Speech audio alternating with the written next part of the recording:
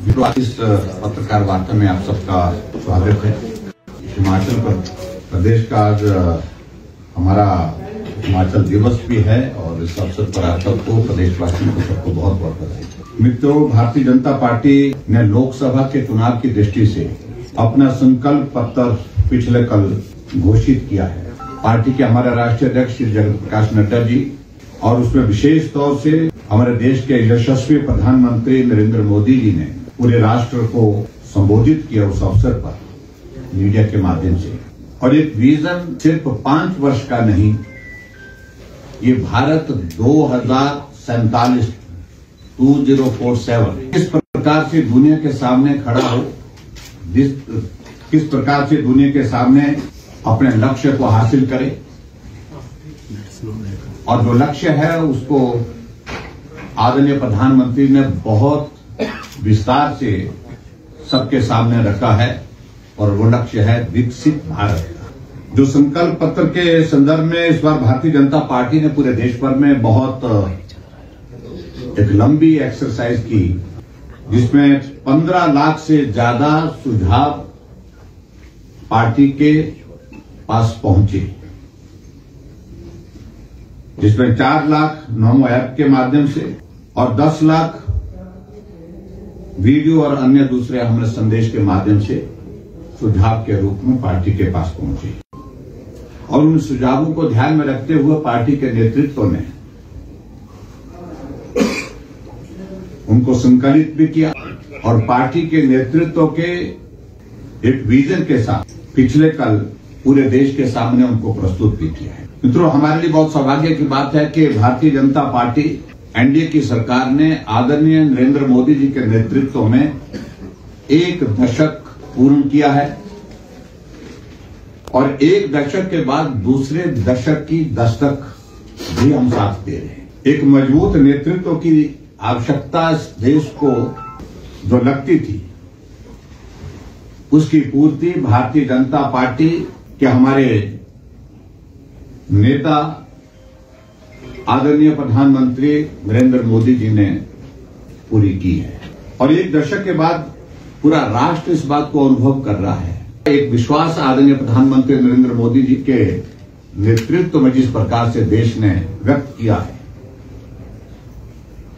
स्वाभाविक रूप से उस भरोसे को आदरणीय प्रधानमंत्री जी ने कभी टूटने नहीं दिया है।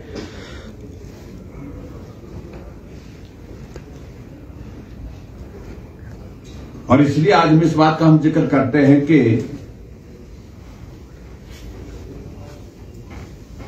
मोदी जी की गारंटी 24 कैरेट सोने जैसी गारंटी है। यानी कि मोदी जी की गारंटी काम पूरा होने की गारंटी है।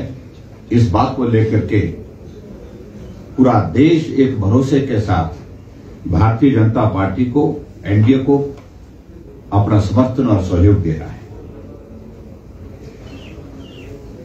तो कांग्रेस में आने वाले बार-बार बयानबाजी हो।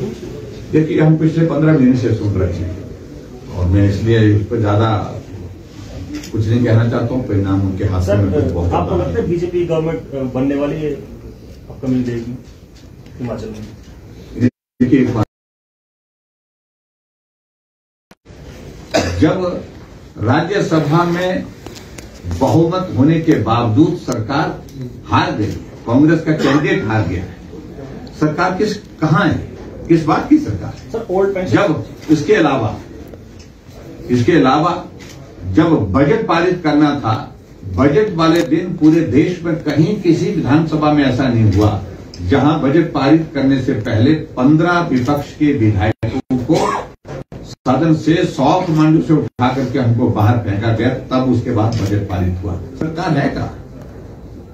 सरकार है ही नहीं। मैं इस बात को कहता हूं और आने वाले समय में इस बात को लेकर मैं जरूर कहूंगा। हम कुछ नहीं कर रहे, ये उपचुनाव है, इन उपचुनावों में भारतीय जनता पार्टी जीतेगी, बहुमत होगा तो सरकार। सर, कांग्रेस के पदाधिकारियों के द्वारा ये भी कहा जा रहा है कि जिन 6 सीटों पर भाजपा ने अपने प्रत्याशी दिए हैं, इसमें भाजपा ही उनकी हार का कारण बनने वाली है।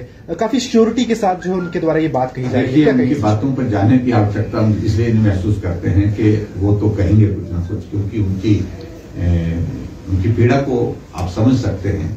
लेकिन हम जीतेंगे, भाजपा के कार्यकर्ता भी उसमें लगे हैं और साथ में जो नए साथी हमारे साथ आए वो भी मिलकर के काम कर रहे हैं। सर टिकट आवंटन की बात करें, टिकट आवंटन के बाद आपके जो कार्यकर्ता हैं कुछ ना कुछ निराश चल रहे हो, उन्होंने इस्तीफा भी दे दिया, तो उनको किस तरह से देखिए, टिकट जब होता है तो स्वाभाविक रूप से कुछ बातें ऐसी होती हैं, लेकिन कहीं भी इस तरह का वातावरण नहीं है। सब काम में जुट गए हैं, काम में लग गए हैं और आने वाले समय में आप देखेंगे जब चुनाव का परिणाम होगा। 2014 में हम 4 सीटें जीते थे, 2019 में भी 4 सीटें जीते हैं, 2024 में भी 4 सीटें जीतेंगे और जो उपचुनाव का परिणाम आएगा तो आपके सामने होगा। इसमें